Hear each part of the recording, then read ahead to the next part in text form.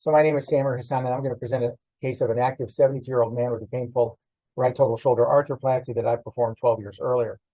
He's very active, enjoys moderate weight training. 4 years earlier, he sustained a traumatic supraspinatus tear, which I repaired arthroscopically rather than revising to a reverse shoulder, and he successfully returned back to his active lifestyle.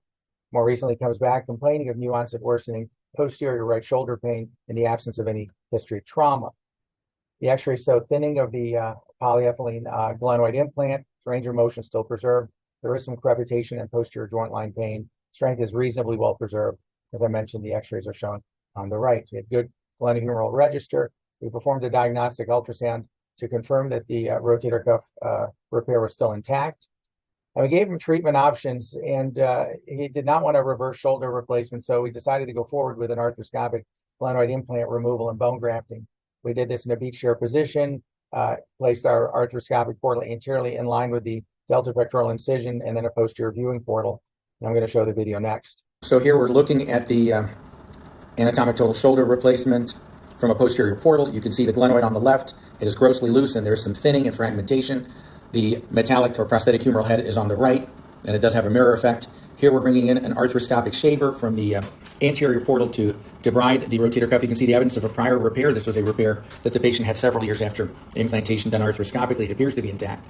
We are also shaving some capsular tissue, and we've connected a Lukens trap to the shaver so we can collect tissue for culture. Here we are doing a rotator interval release to try and mobilize and get better access for removal of the glenoid implant. I'm taking the tissue here with a forceps for cultures again. We're introducing a plastic cannula from anterior. This will allow us to insert the osteotome later on more atraumatically. Here we're grasping onto the glenoid implant. You can see it is grossly loose. We'll then bring an osteotome. We'll try to pin the glenoid against the bone so that it doesn't move. And we've decided to split it, the horizontal split into two parts, top and bottom, because again, the top part is very thin. And again, we're just going very carefully here to avoid any damage to the glenoid bone behind it. So you see we've cracked right through it. Now we'll bring a grasper and we'll try to take it in two pieces. You can see here it's still attached just a little bit, but we'll just twist it around and it'll come out into two separate pieces. There's the other piece retained. You can see the pegs on the backside. And now we'll remove the additional piece, taking the cannula with it to make sure they're all together.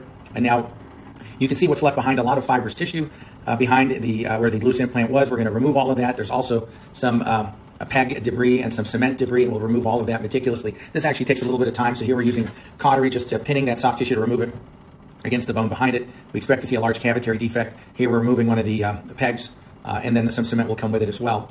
We're again removing some of the tissue. We're clearing out some of the debris on the periphery because we want to get a good sense of the dimensions of that defect so we can bone graft it. It does bleed a little bit, so we have to use cautery as needed. Here we are just grasping at more tissue, and so this process takes a little bit of time. Some cement debris often comes out with it, and just alternating between cautery and shaver. You can see now we've got bone, and we just got a little bit of tissue. Now we've got bone exposed, and so we're getting very close to the point that we can bone graft.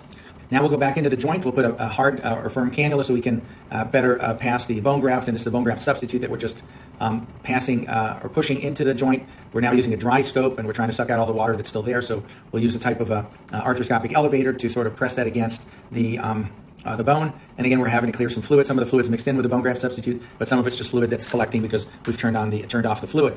And so we'll go through this process several times, packing more and more of this bone graft substitute to try and get it more or less flush with the cortical rim that's still there. With the idea then that the metal implant or metal humeral component will compress the bone graft against the glenoid and hopefully get it to remodel. And so again, we're just packing more and more of it, sucking that fluid out very safely to avoid sucking in the bone graft, just very, very delicately going through this process. And that's the end of that procedure. And obviously, we don't do anything wet after this. We simply withdraw the arthroscope and the instruments and close up the portals and keep the arm in position for a little bit of time so it can the graft can consolidate. We ramped up his physical therapy, initiating active range of motion after a couple of weeks because we did not violate the subscapularis, and then continued to progress through a strengthening and stretching program, transitioning him back to his regular weight training at around the 4-month mark. Our x-rays at 1 week are shown here. Again, there's some medialization, and this seemed to correct over time, likely remodeling of the bone graft with good register on biplanar radiographs at 8 weeks. Thank you.